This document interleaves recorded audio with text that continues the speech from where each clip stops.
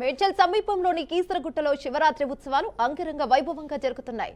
రామలింగేశ్వర స్వామిని దర్శించుకునేందుకు మహానగర వాసులు పోటెత్తారు. నేడు కీసరగుట్టకు 5 లక్షల మంది భక్తులు దర్శించుకున్నట్లు అధికారులు తెలిపారు. వేద పండితులు భవానీ రామలింగేశ్వర స్వామికి ప్రత్యేక పూజలు నిర్వహించారు. ఇక హైదరాబాద్ నలుమూలల నుంచి కీసరగుట్టకు చేరుకునేలా 400 ప్రత్యేక బస్సులను ఆర్టీసీ ఏర్పాటు చేసింది. అలాగే కీసరగుట్ట మహాశివరాత్రి బ్రహ్మోత్సవాలకు ప్రభుత్వం ₹1 కోటి మంజూరు చేసినట్లు ఆలయ చైర్మన్ తటాకం నాగలింగ శర్మ వెల్లడించారు. నిధులు మంజూరు చేసిన సీఎం రేవంత్ రెడ్డికి కృతజ్ఞతలను తెలిపారు. రైట్, ఇదే అంశంపై మరింత సమాచారం మా ప్రతినిధి శ్యామ్ కుమార్ అందిస్తారు. రైట్ శ్యామ్ కుమార్, ఓర్చు.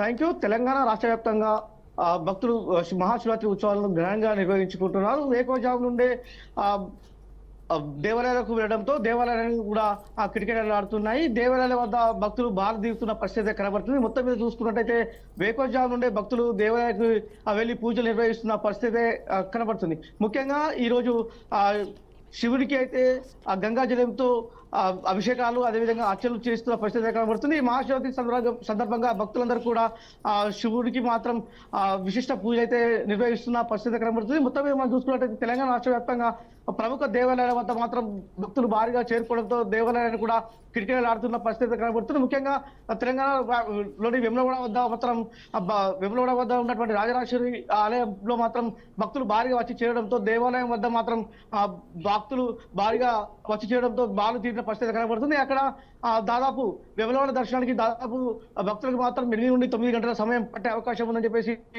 భక్తులు చెప్తున్న పరిస్థితి కనబడుతుంది. అంతేకాకుండా విఐపీలకు అదేవిధంగా వివిఐపీలు వచ్చి పూజలు నిర్వహిస్తుండడంతో భక్తులు అనేక ఇబ్బందులు ఎదుర్కొంటున్న పరిస్థితి కనబడుతుంది. ముఖ్యంగా చిన్నపిల్లలు, వృద్ధులు అదేవిధంగా మహిళలు మాత్రం బాగా ఇబ్బంది పడుతున్న పరిస్థితి కనబడుతుంది. అంతేకాకుండా వేములవాడ అంతే విధంగా 1000 స్తంభాల వద్ద ఉన్నటువంటి దేవాలయానికి కూడా భక్తులు భారీగా వచ్చి చేరుతుండడంతో అక్కడ భక్తులు బారులు తీరిన పరిస్థితి కనబడుతుంది. 1000 స్తంభాల గుడి వద్ద మాత్రం దాదాపు 1000 స్తంభాల టెంపుల్ దర్శించుకోవడానికి దాదాపు 4 గంటల సమయం పడుతుందని అధికారులు చెప్తున్న పరిస్థితి కనబడుతుంది. ముఖ్యంగా ఏదైతే కరీంనగర్ లో ఉన్నటువంటి మన ముక్తేశ్వర ఆలయం, కాళేశ్వరం వద్ద ఉన్నటువంటి ముక్తేశ్వర ఆలయం వద్ద కూడా భారీగా భక్తులు వచ్చి చేరుతున్నారు. ఈ రోజు ఆ పర్వతలకు అక్కడ కళ్యాణం నిర్వహిస్తుండడంతో భక్తులు మన తెలంగాణ రాష్ట్రం నుండే కాకుండా పక్క నుండి మహారాష్ట్ర నుండి కూడా చాలా మంది భక్తులు వచ్చి పూజలు నిర్వహిస్తున్న పరిస్థితి కనబడుతుంది. అంతేకాకుండా ఉమ్మడి ఆదిలాబాద్ జిల్లాలో వస్తే మాత్రం ఏదైతే వేలాల జాతర ఉందో వేలాల జాతర గట్టుమల్లన్న దగ్గరికి మాత్రం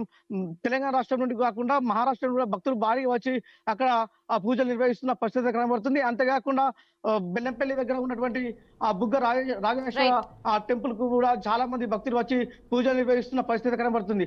ఓవరాల్ గా చూసుకుంటే మాత్రం తెలంగాణ రాష్ట్ర వ్యాప్తంగా పూజలు భక్తులు మాత్రం మహాశివరాత్రి సందర్భంగా విశిష్ట పూజలు నిర్వహిస్తున్న పరిస్థితి కనబడుతుంది. ఏదైతే హైదరాబాద్ సమీపంలో ఉన్నటువంటి కీసర దేవాలయానికి కూడా హైదరాబాద్ నగరం నుండి కూడా దాదాపు 5 లక్షల మంది భక్తులు వచ్చి రామలింగేశ్వర స్వామిని అయితే దర్శించుకునే పరిస్థితి కనబడుతుంది. దాదాపు నగరం నుండి అక్కడికి చేరుకోవడానికి దాదాపు 400 బస్సులు మాత్రం అధికారులు ఏర్పాటు చేసిన పరిస్థితి కనబడుతుంది.